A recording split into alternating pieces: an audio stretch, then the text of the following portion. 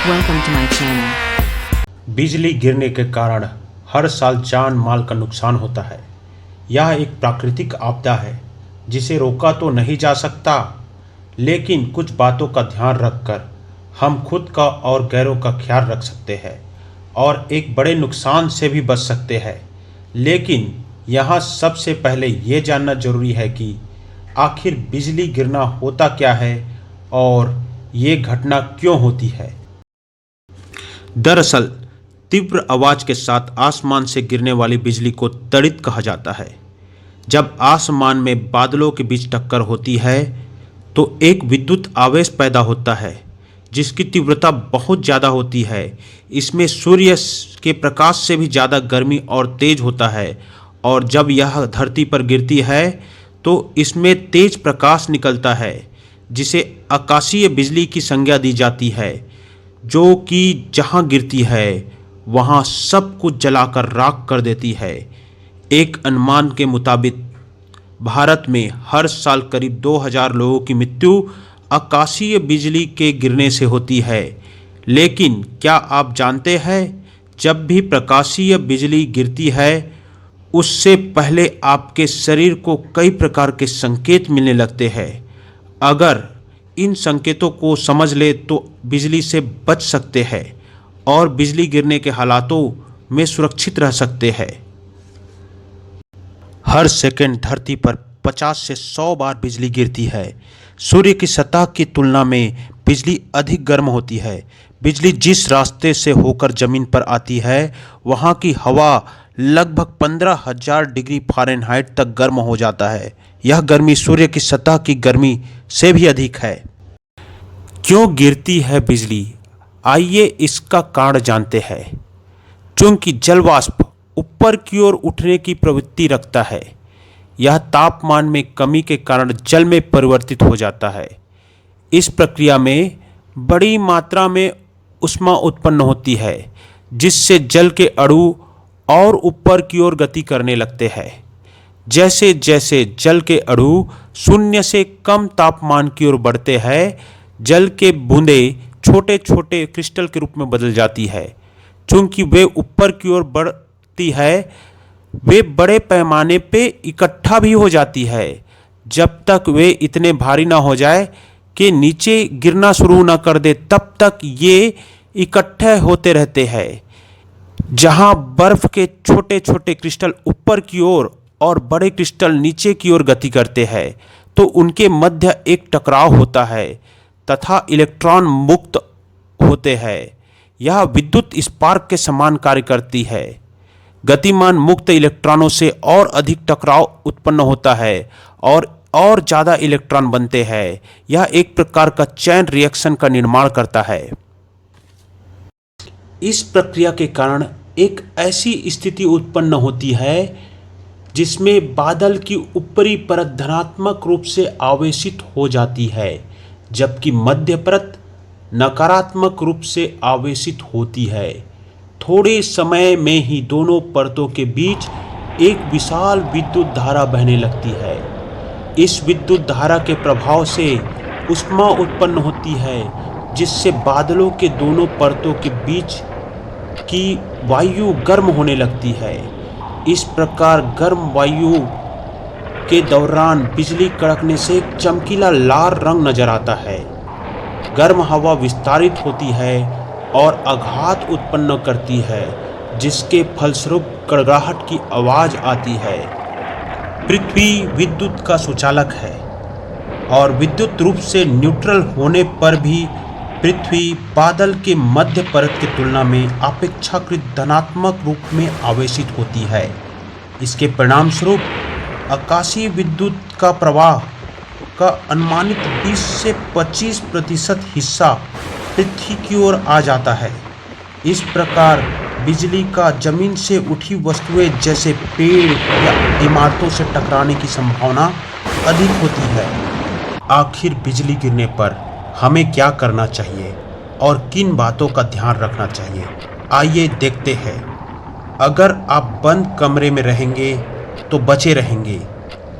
भारी चार्ज वाले आवेश बंद कमरों तक नहीं पहुंच पाते और सीधे ग्राउंड में चला जाता है। इसलिए कहा गया है कि आप बंद कमरों में रहोगे तो बचे रहोगे। जब बहुत ज़्यादा बारिश हो रही हो या बिजली कड़क रही हो तो आप अपने घरों के बिजली उपकरणों को बंद कर दें। आंधी आते ही आप अपने घरों के सभी इलेक्ट्रॉनिक उपकरणों को प्लग से निकाल दें।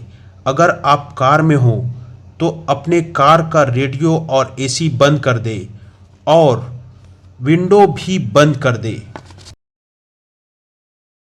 जैसे ही काले बादल और बिजली आसमान पर दिखाई दे, मोबाइल का इस्तेमाल नहीं करना चाहिए। और जब भी काले बादल या बिजली आसमान पर दिखाई दे, किसी भी इंसान को पेड़ या टावर के नीचे शरण नहीं लेनी चाहिए। यदि स्थिति ऐसी बनती है तो आपको ज़मीन पर फ्लैट लेट जाना चाहिए या किसी घर के अंदर सुरक्षित जगह पर चले जाना चाहिए। यदि आकाशीय बिजली गिरने की आशंका हो तो अपने हाथों को कानों पर रखें ताकि बिजली की तेज आवाज़ से आपके कान के पर्दे ना फटे। और अपने दोनों एड़ियों को जोड़कर जमीन पर घुटने के बल बैठ जाए। अगर आपके साथ कई लोग हैं तो एक साथ ना रहे ना ही एक साथ चले, बल्कि एक दूसरे से एक उचित दूरी बनाकर रखें। गांव में फसलों की बुआई करने वाले लोग खुले खेतों में काम करते हैं जहां मीलों तक कोई पेड़ पौधे भी नहीं होता, इसलिए बिजली लगने की संभावना ज़्यादा होता है। बिजली गिरते वक्त यदि आप बाहर हैं तो इमारत का शरण लें। अगर वहां कोई इमारत नहीं है तो कार या किसी वाहन या कठोर परत वाली जगह के नीचे चले जाए। पेड़ सुरक्षा के दृष्टि से बेहतर विकल्प नहीं है क्योंकि वे बिजली को आसानी से अपनी ओर खींच सकते हैं। बिजली गिरने की संभावना लगने पर खिड़कियां, दरवाजे और बरामदे में ना जाए। घर में किसी भी धातु के पाइप को ना छुए। हाथ धोने या शावर का उपयोग ना करें। ऐसे वक्त बर्तन या कपड़े धोने का जोखिम भी मोल ना लें। अगर आप किसी पानी वाली जगह पे है तो तुरंत बाहर निकलने की कोशिश करें। बिजली गिरने की संभावना लगने पर स्विमिंग पूल, झील या नदी के पास ना जाए।